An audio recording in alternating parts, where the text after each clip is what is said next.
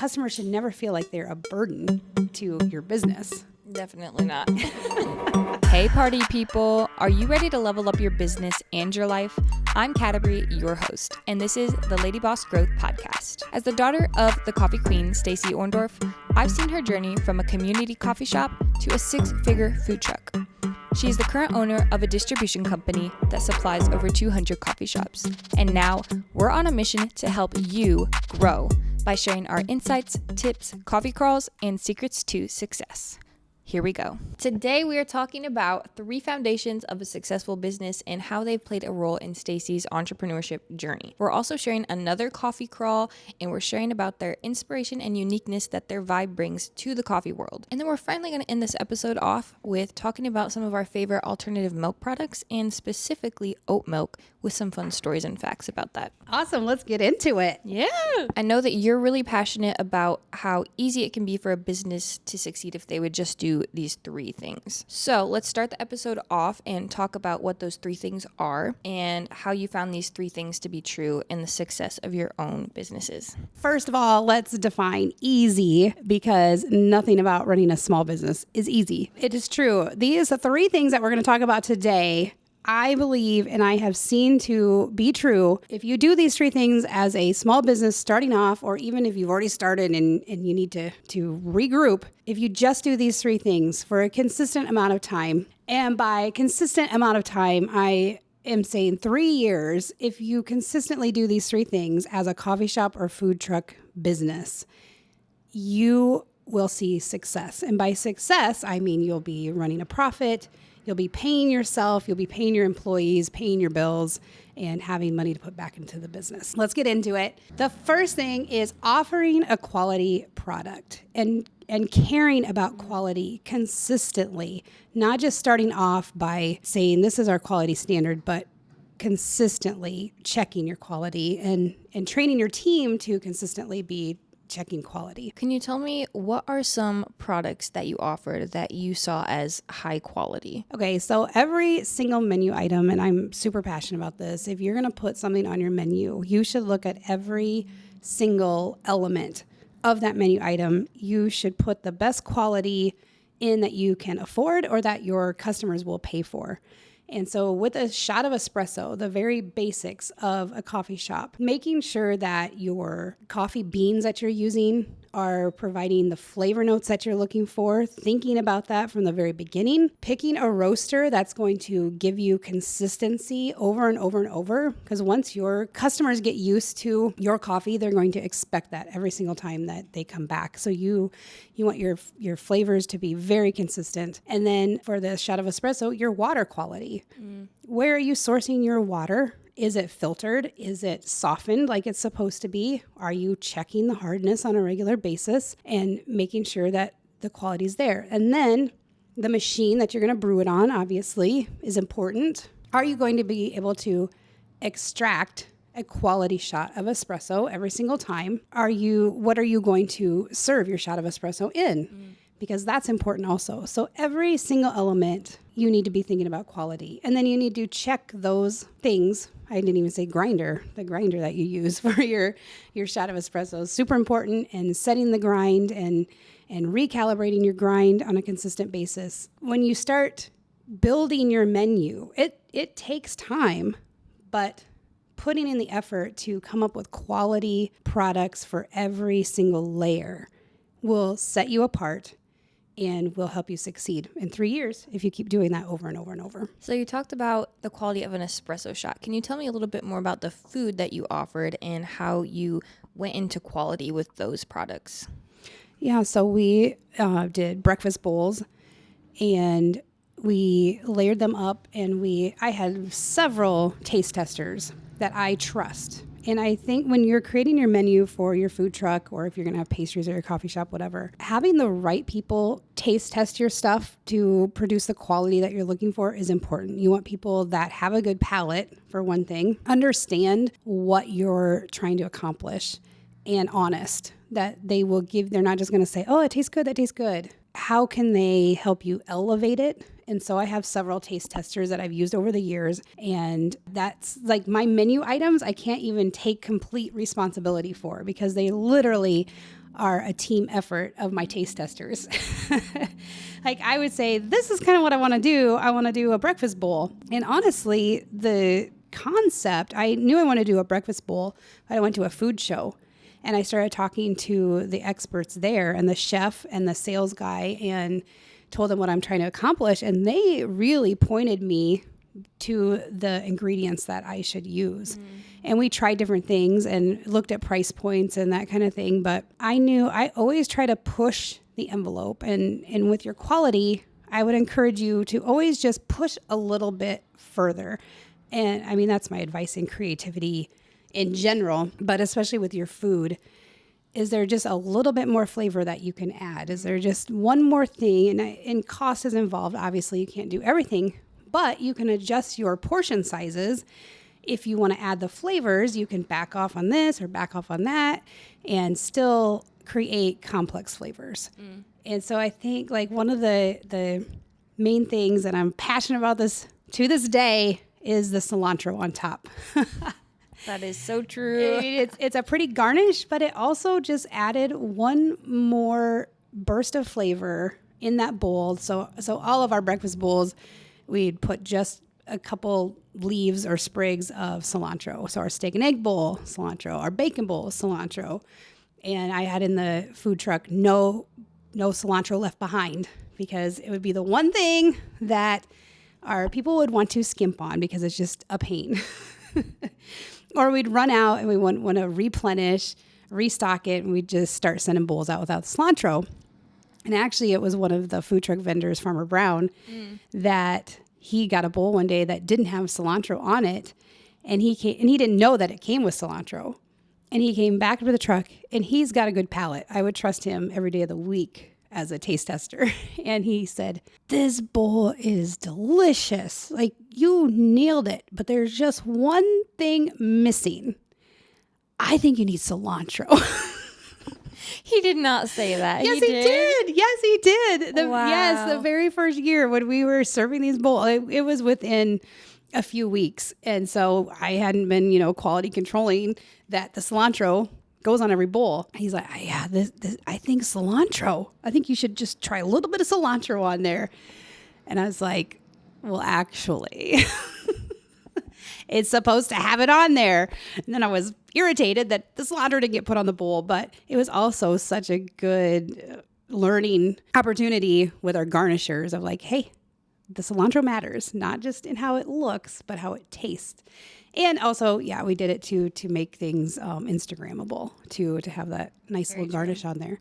So anyway, that's another example of quality and just elevating and realizing those extra little touches matter. Those are what set you apart from your competitors. And in 3 years, keep doing those things. Those things are going to pay off. I guarantee it. Talking about the cilantro and how that was easily missed, tell me about the second step to success and how that kind of goes along with the cilantro. All right, we're moving on. Consistency, which we did talk about that in all of this, but it's not just consistency in providing a consistent product, which is super important. And that is why we have recipes and we follow them to the T, and we have training and we have quality control checks to make sure that everyone is measuring the same. And when you are employing high school and college kids, sometimes this is their first job and everybody measures differently.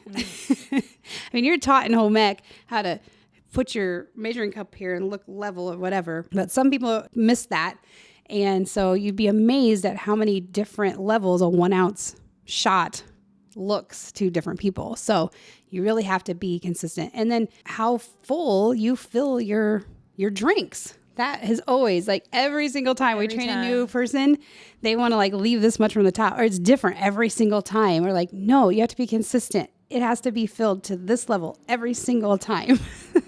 So consistency with that, so that your customers know when they come, they know exactly what they're going to get. I take the inspiration from McDonald's and Starbucks. I look to those franchises that are doing it right and have succeeded, and I respect what they've done.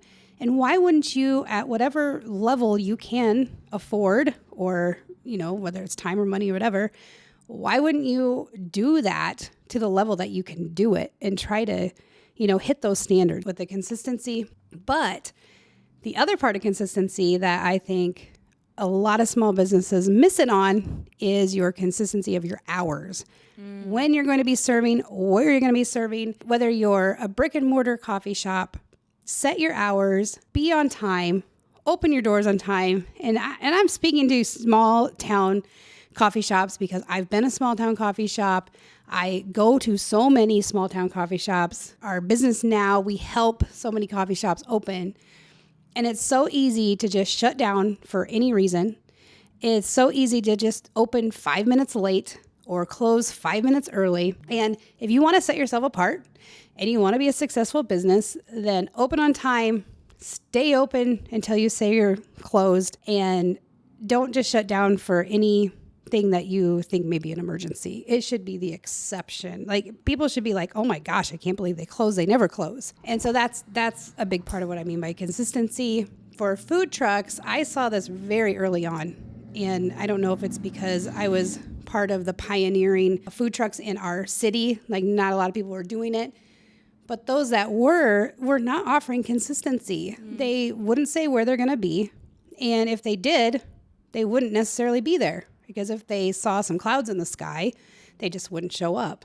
And so if we were going to be somewhere, we put our schedule out every week. And we went where we said that we were going to go. We showed up at the time we said we were going to be there. And we stayed until we said we were going to stay.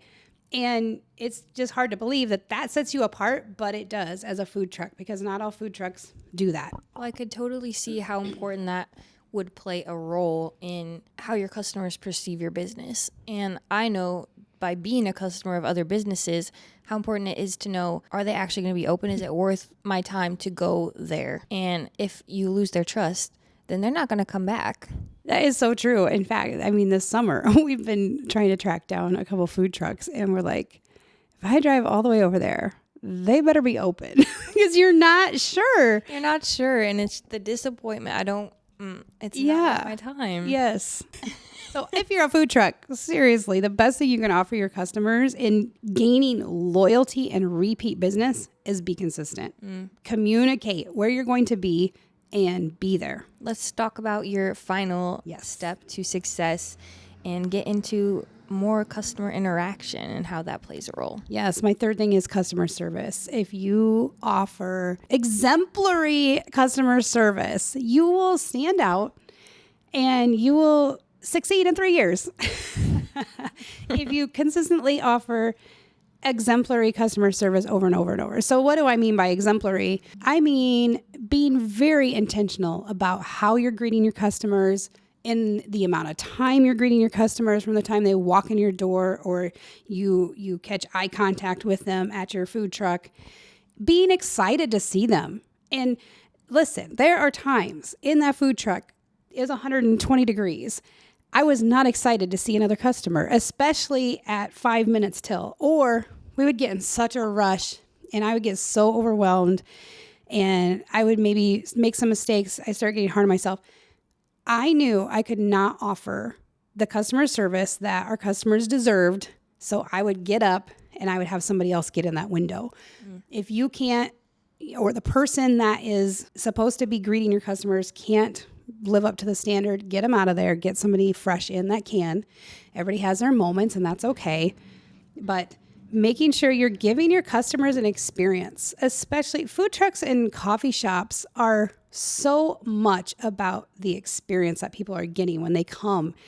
And not every business is that, but since we're talking about coffee shops and food trucks, it's so important that when your customers come, they get to experience what they came there for. And I was very mindful of that in the food truck, especially because they would be waiting 20 minutes sometimes in line in hot conditions. And I know that they were there to experience the whole food truck thing. Our brand became known for just being fun and welcoming and just kind of giving people a little extra boost with their food and their drink. And so we did everything we could to make sure they got that experience. When they got to that window, when they waited 20 minutes in line, they deserved the same amount of attention that I gave the other 50 people in front of them. And so I try to be very mindful of that. So as a business, don't lose sight of why you're there, which is for your customers. They are the ones keeping you in business. And it's my biggest pet peeve when you go into a business and they act like you are in their way, like you are bothering them. I don't understand that. And I get it because they're not always the owner. There may be a worker, but that's training. And customers should never feel like they're a burden to your business. Definitely not. With the customer service, we talked about this on episode 2, I think, about guiding the customer. Mm-hmm. And that's a big part of customer service too. Communicating with them, letting them know what to do next. Nobody likes to do something for the first time and feel awkward and weird and like, I don't know what to do. And so you are there to give them confidence. And that's part of the customer service experience. Telling them, okay, we'll call your name. You can wait down there. It'll be about 5 minutes. Just keeping the communication going as part of the customer service. Those are really good points. And I also think customer service goes along with your second step, which is consistency. You have to be consistent in customer service or people aren't going to want to come back. Yeah, and that's where I, again, take a page from the playbook from Starbucks and McDonald's, having your messaging clear and consistent. And so training the people that are greeting your customers or handing out the food, training them the verbiage that your brand wants to use and making that part of the experience. So we created our brand around coffee and nosh, and so we had our own language of noshtastic and noshmaste and just tried to, weave that in. And like we'd have people, quite a few that worked at Chick-fil-A, and then they'd come work for us, and they always want to do the my pleasure. I'm like, that's not our brand. That's a different brand. We're gonna say it differently. And so we worked on that. We talked about that before, episode 2. But that is part of the consistency and the customer service and building your brand. One thing I wanted to add about this whole experience and these 3 steps to success is that I remember working in the food truck, and we would have employees who would be like, I don't think I would ever wait in line for our food truck. Why are these people like waiting so long in the heat? It's 100 degrees outside. It's humid. It's hot. They're in the sun, and they wait that long for us. And I think that we understand that it's because of the experience that we provide that people are willing to come back and they look forward to it, even if it seems like it would be miserable. Yes. Even to this day, there are very few things I would stand in line for that long. And even if I drive by a food truck, if I see like a lot of people waiting, I'm like, I'm not, no. But there are coffee shops, and so it's probably about the heat for me. But there are coffee shops that I will wait in line because I want that experience, and I don't care how long it's going to take. So I do understand it from that standpoint. And I think one of the things that we did at the food truck that created that experience is always like, even in the truck, whoever's on the grill, like their back is to the crowd. But when they would be listening, constantly listening, and in the drinks, you're listening to the customers that are placing their order. Mm-hmm. Not only so you can be prepared of, what you're going to cook next, what you're going to make next, but also just getting to know the customers. Like that was the fun part, I think, for people that worked at the food truck, was getting to know the customers and seeing how they responded to what we were giving them. We would just all take turns without like having a chart or anything, but we would take turns interacting with customers. And I remember Caden turning around and being like, hey, I like that hat. Or Sarah being like, oh my gosh, I love your dog. What's your dog's name? Just finding ways to interact with the customers when they were in the window. And I think that's like, people knew when they came to the window, they were going to get that interaction with our crew and leave feeling happy. I think that's a great way to tell if a business is good, if you would wait in line that long for something. Yeah. On the note of all of these steps to success that you have, talking about quality, consistency, customer service, guiding the customer, having signage, I want to talk about one of the coffee shops that we've been on our coffee crawls that does things quite a bit differently, but that provides an amazing experience like no other. Yes. And that is Lux Central in Phoenix, Arizona. Lux. Hands down, my all-time favorite coffee shop. I can say that. It's true.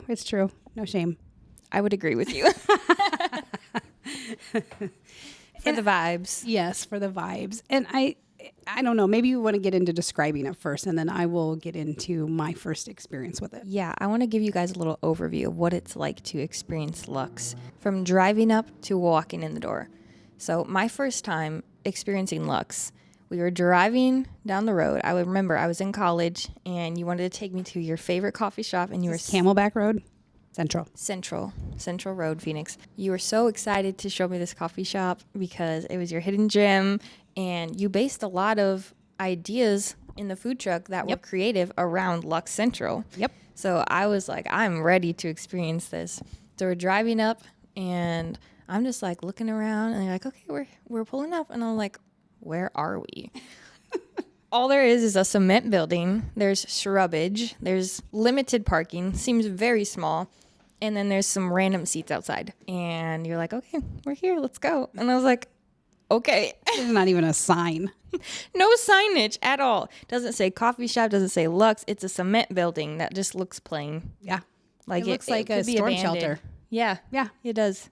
So we walk up to Lux. You walk in and boom. Kendrick Lamar, Duckworth, a sweetness in the air, loud chatter, and latte for Morgan, heard loud and clear. Latte for Morgan. Okay. A long line that you jump in without question of where it leads to. No menu on the wall, but a long table lined with the most eclectic baked goods you could think of. Eclectic, a word not only for the baked goods, but for the vibe of this quaint and intimate coffee shop. 100%. A random stranger passing you a red folded food menu and postcard drink menu after seeing your puzzled face. What could we get for you? Asked before you reach the register. An employee writes on a cup while standing in the cutout portion of a counter right beside a glass wall. You order in a panic, but not a panic that you dislike. It's exciting. It's exhilarating. You pay at the counter and finally take in the atmosphere as you try and find a seat. Acrylic chairs line the wall. A pink couch sits by the front door. Globe light fixtures add to the calm and collected chaos. You found your people. You found your space. You found Lux. Yes. Love it. That's awesome. I remember the first time I was just like, what is this place? Where am I? Me too. And it really was like, I found my people. It was. And it was like jaw-dropping.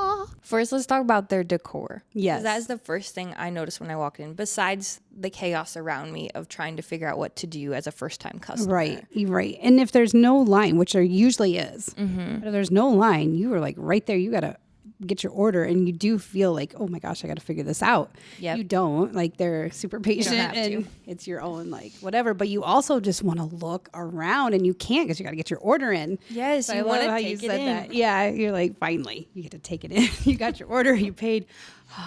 What is going on in here? Yeah, so the decor is like a mixture of vintage, retro, mid-century modern, but also contemporary. Bright, colorful. Yeah. Also dark.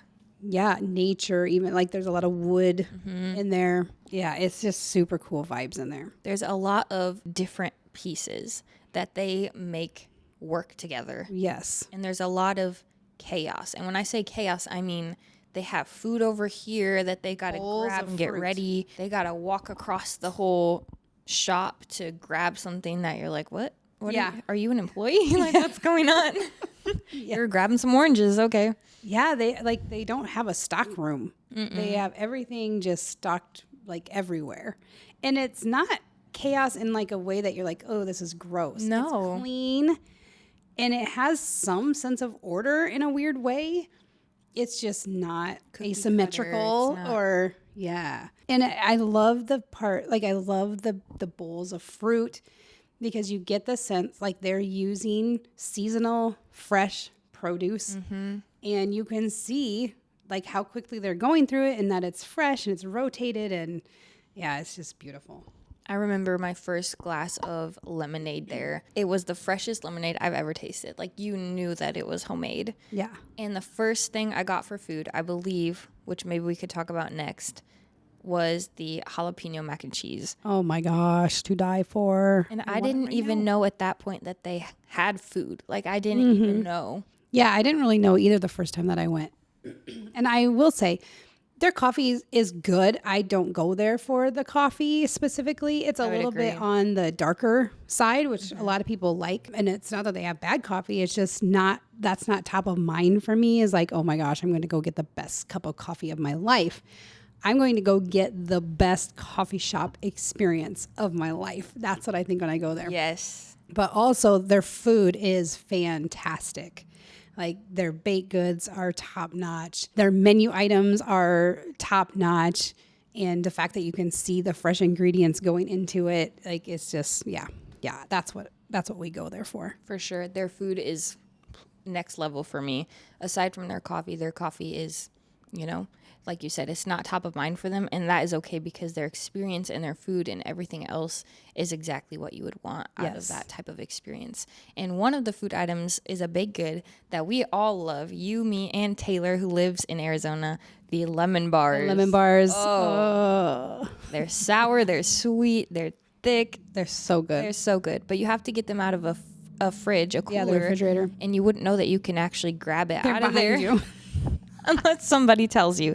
So I found out from Taylor, oh yeah, you just grab the lemon bar out of the cooler and bring it to the register. Yeah, I think that their whole vibe and brand works because everything is like a hidden gem. Yeah, literally. Like they've really capitalized on that, which I love because I am someone that's like, I'm intentionally mysterious. And I leave out information just, to keep people guessing. And so I think that's why I like it, because it like totally represents my personality. That's so true. And I could totally see, I think it's so fun to bring someone new in because it's like, okay, let me tell you how this goes. Right. And they're going to be shocked that it actually goes that way. Yeah. They're like, okay, just tell me what to do. So tell me a little bit about the process. What do you think about Lux's process? If there is one. They have a process because they have someone there taking orders in that little spot between the baked goods and the register. And even though you're not quite sure as a customer what it's going to be, they do guide you. So, and that I appreciate. Like, you aren't going to be left guessing. Like, you're not going to have to say, can I order a drink now? Which, I hate having to do that. I hate, like, is this where I order? They will come to you and be like, are you ready to order? What can I get you? Whatever. And so I appreciate that. So they do have a process. And I've watched them to an extent of, how they have somebody on the espresso machine consistently. And they have somebody over here cooking. They have somebody here that is, prepping.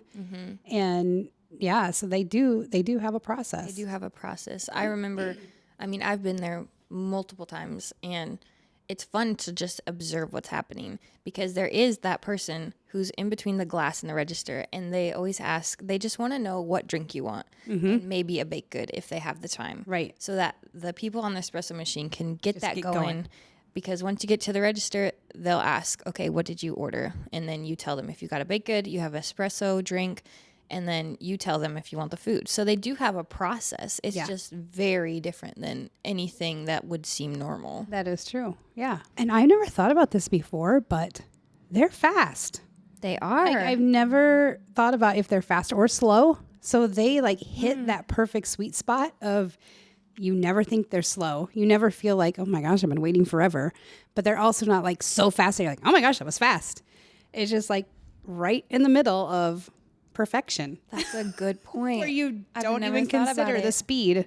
That's one thing I hate too, is like, I love when somebody has a good process and they are fast and they know what they're doing. Yeah. And I've never thought about either way with Lux. Yeah. And I wonder if it's because when you go there, you're taking in the atmosphere, you're like excited to be there, that it doesn't, I don't know. I think they are fast though. They are. Appropriately fast. Appropriately fast. I have one thing to add before we move on to the next thing. I remember one time I was studying at Lux and it was later at night. Like, I think they close at 9, maybe 10. I don't quite remember, but we were studying late and I was with my friends, and all of a sudden we look at each other and we realize what is playing over their speakers. And they were playing animal jungle noises. Oh, what? And the only conclusion that we can come up with is that that's their way to get people out the door and tell them they're closing, is to just play some animal music. If you work at Lux, please let us know if that is your technique. Your closeout song.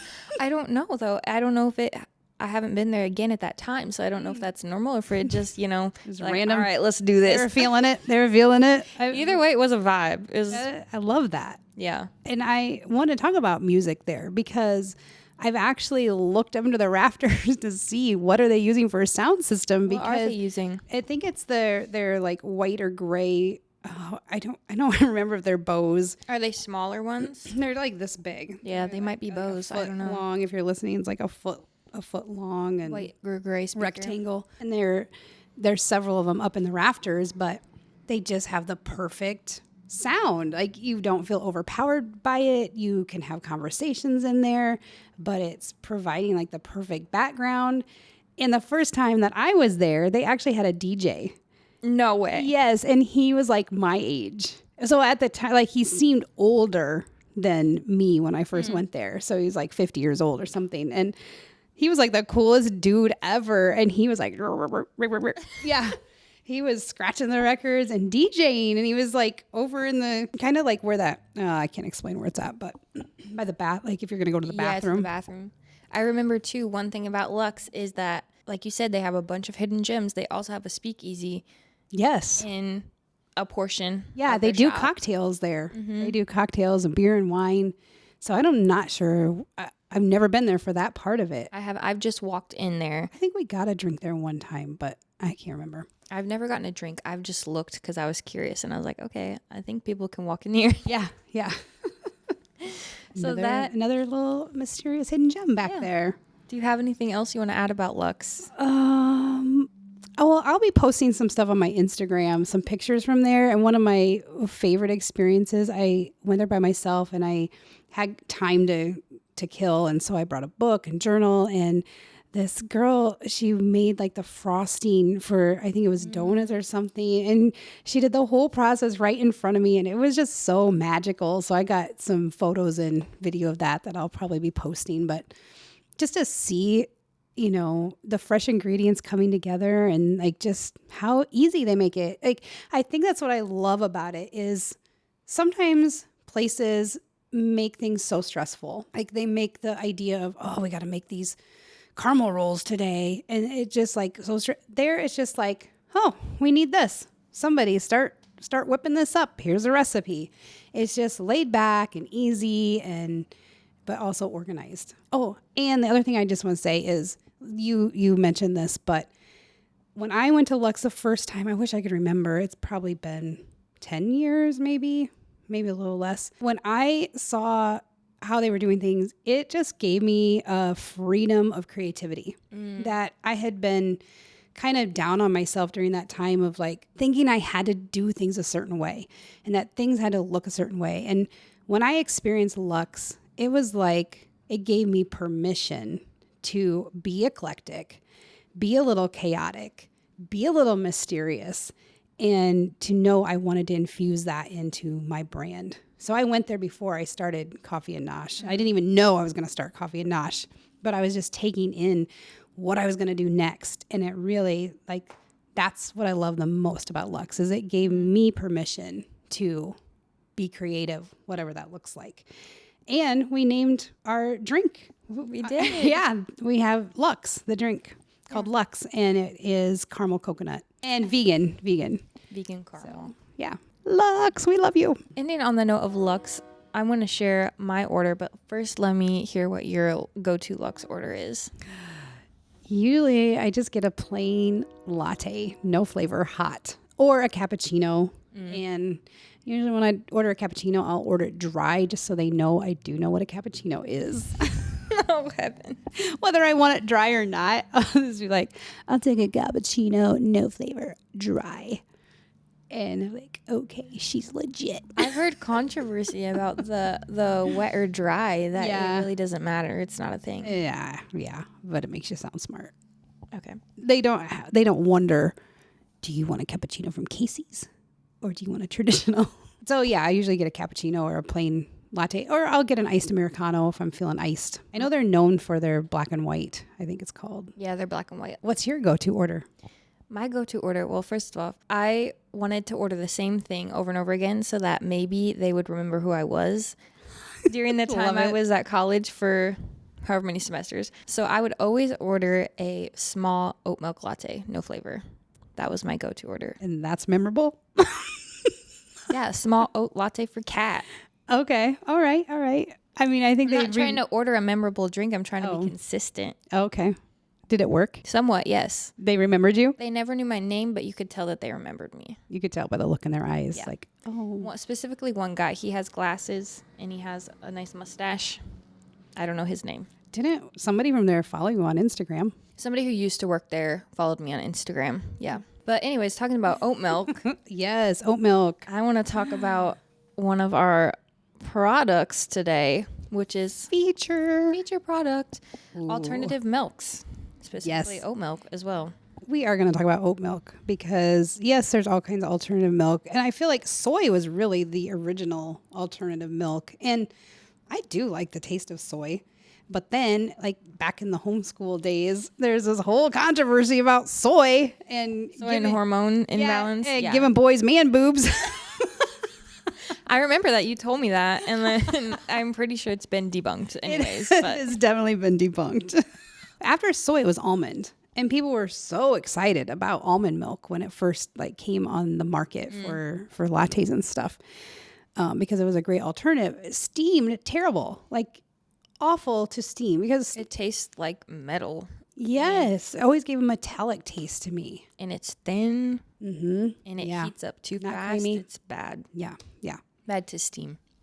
Good and iced. Iced, it's not bad. Yeah, and a lot of times I will go to almond if it's iced because it's lower calorie, lower carbs than oat if I care about that at the time. But so then when oat milk came on the market, it was like, what? You could steam it and it wouldn't.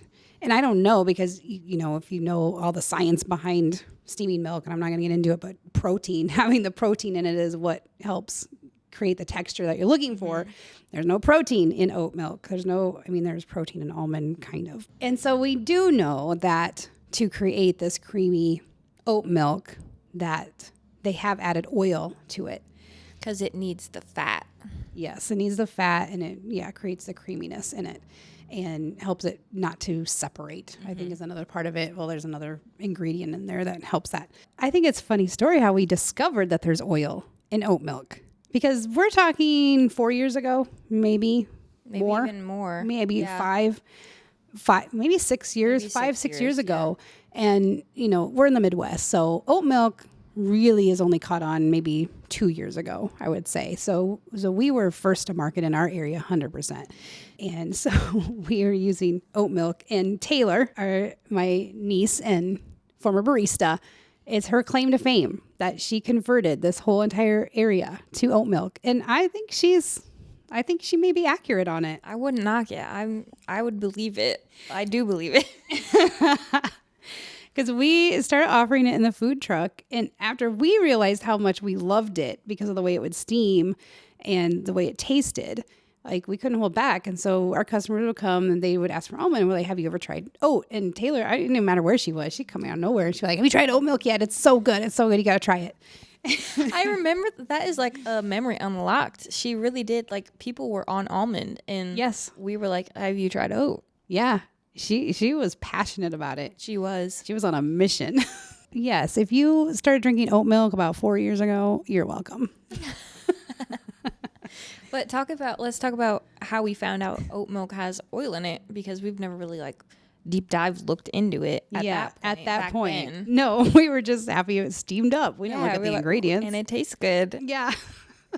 So one of our baristas, shout out to Ella, she had been using the oat milk and everything. And then, it'd be a few days. She'd go home and then she'd come back and she's like, I'm not doing oat milk anymore because it's messing with my digestive system. And it's just. Yeah, she couldn't drink it anymore because it was making her stomach all weird and messing everything up. Yeah. And then I don't know if it was her that she's like, did you know it has oil in it? No, I had looked after she said that. I was like, I wonder why she can't drink oat milk because I don't think like she didn't say she's allergic, nothing like that. Right. So I decided to like Start looking at the start ingredients. looking at it, grab a carton and look at it. Uh-huh. And then I was reading through the ingredients and I saw canola oil. Actually, I think it said castor oil. One of the brands at that time was using castor oil. What? Yes. No way. Yes. I don't think ours was, but that's what she realized because she's like, it's not all the time. And she realized she was using a different brand at home versus what we were carrying on the food truck. And so she went home and she looked at the ingredients, and I'm sure we'll have to verify this with you, Ella. I'm sure it said castor oil. I know one of them had castor oil. And I was like, that makes sense because back in the day, V.C. Andrews' books, Flowers in the Attic, I know people that know, so I'm leaving this in there.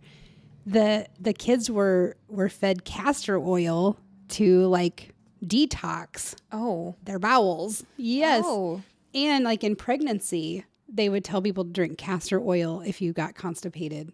Yes. Interesting. Yes. So it's like castor oil can cause diarrhea. Well, I know some types of oat milk, some say canola and some say rapeseed. Right. So now I haven't seen any with castor oil, I haven't. but canola oil and rapeseed is definitely an ingredient in, I think, all of the oat milks. All oat milks that I've seen. Yeah. We're just going to talk about two brands that we know today, which is, We have Oatly yep, and Pacific Barista Foods oat milk. Yep. That's what we carry at our distribution company. We kind of been looking into the oils that are in there, and you found out that rapeseed is actually canola oil. Another term for canola And there's oil. a whole thing going around out on TikTok or Instagram Reels. So tell us about that. Yeah, well, people had realized, okay, some oat milks are canola and some are rapeseed. So maybe I should try one over the other. And like people, like canola has a bad rep. And so people didn't want canola oil. So come to be that these brands are starting to use the term rapeseed, which is actually just canola oil. Right. So it's the same thing, but they're trying to trick us, say, no, it's not canola oil. No. And now people are finally catching on to it and realizing like, hey, don't drink this. They're trying to lie to you. But yeah. Right. So what's the big deal about canola oil? Do you know? I don't know the specifics on how it affects your body, but I know people say like it's not supposed to be ingested. It's was originally a motor oil. Like it's not supposed to be in your body. Right. Whereas other people have said, no, this is actually like a food safe oil that you can ingest. So it's really a battle right now. Yeah, Like, there's a controversy. Nobody knows what to believe. And some No. people are like, I believe this. So Yes. And then they say it really can affect your hormones. yeah, hormone and imbalance. I think it's not the fact that canola oil is in oat milk, but it's that canola oil is being added to so many of our many foods things. right now, and then it gets just one more food, and so you're taking in more canola oil than you realize in a day by eating all these things that kind of have it as the new additive. Yeah, and I know that is a good point. The controversy is because they say canola messes with your hormones. yeah. And that it's in everything. It's just like messing everything up. Yeah. However, I went on a deep dive into the Oatly brand, which I have got to say, they are one of, like, for brand, they are amazing. Like they're in my top 5 of, especially when we saw them at Coffee Fest and we saw their display. Beautiful. OMG. I want to live in that booth. That was, it was the black and white one, right? Black and white and pink. Oh, it was so pretty. Yeah. It was a The pink showstopper. striped awning. They had the big and- Oatly spinning around. Oh my gosh, this is so beautiful. Anyway, they know what they're doing with brand. All the way down to their copy on their Yeah. cartons of milk. Yeah, Like their what sales their copy. messaging is insane. Absolutely. So I went on their website and I thought, well, I know they care about being natural. They care about sustainability. And so I'm like, okay, well, they have rapeseed listed as their ingredients. So let's see what they have to say about it. They have a really good, I mean, they stand behind it. And I think there's like 3 things that they say are important to them. It's like natural, sustainability, something else. And they said that rapeseed oil best represents what is important to them as a company, and that's why they use it. So they stand behind it. And I guess it's, it is about, at the end of the day, it's who do you trust as a brand that they are, committed to these things. And so if you believe that, then you're like, okay, I'm going to drink that milk because I believe them. Or you can become a scientist and figure out all the facts, or go on TikTok and get your information. Anyway, Oatly stands behind canola oil, and labeled as rapeseed oil. And they even explain why rapeseed is canola and all this. And then there's another ingredient that they have in there, like dipotassium something. Phosphate of some kind. Yeah. And they said that's a binder. And I mean, we care about when we steam our milk. So it's like, okay, do you want, this metallic almond milk that separates, or do you want this creamy oat milk that tastes good? Or do you want dairy, who messes with your stomach if you're lactose intolerant? So, the joys of just drink your coffee black, and you don't have to worry about it. All the benefits we like of coffee. the flavor. Yes. We like the lattes. So anyway, I highly recommend that you go on Oatly's website, and if you go deep dive into the FAQs, and it's all the way down at the bottom, and I can't remember what it says. I'm actually gonna look this up. Pull it up. So good. Oh, actually, I took a screenshot of why did you use rapeseed oil. And they say, we're always trying to find a balance between sustainability, taste, and nutritional health. Oatly has used canola oil, also called rapeseed oil in Scandinavia, in our products for many years, because we believe it is the plant-based oil that best enables us to deliver on those values, those three things. They use only non-GMO expeller press with zero hexane involved in the process. If you go down into, they have all kinds of questions, and then there's one that basically says, what if I don't like Oatly or something? And so it says that their digital media said, if you're the demographic that pretty much hates us, then here's the website for you. And it's fckoatly.com. Oh my goodness. And so I had to follow the link because it was like, oh my gosh, what? And they totally created their own website for haters. And they put out there everything that their customers or other organizations have come against them about. Wow. Like they were boycotted one time for some decision they made. And I think they label it like how we learned that, we shouldn't do this because the vegan community let us know. And like they totally own it and they apologize for it, but they put the article out there of this big controversy that happened. And they're very active on X or Twitter or whatever you want to call it. People put stuff out there. They'll probably put something about canola oil and it's gross and you're killing us or something. And then they like respond to every single one of them. And sometimes they're kind of like salty, roasting them, but then they're educating. Like it's a really fun way. Like it's so cool. It just gave me such another level of respect for this company because this whole page, it's genius. It's just genius because they're like, yeah, you said all these things about us. We see it. And this is where we stand. They're very much about transparent and open communication. They're like, we're not trying to hide anything. Let's have conversations. That's amazing. You don't see that. No. So we sell more Pacific brand oat milk. And I don't know why. I like Oatly personally, but most of our coffee shops use Pacific barista series. I like Oatly as well, but most of our coffee shops seem to prefer that. I wonder if it's more expensive. I'm really not sure what the price point is, but I'm not sure either. It'd be a cost thing. But we sell both. We do sell both. So go to our website, coffeekinginc.com.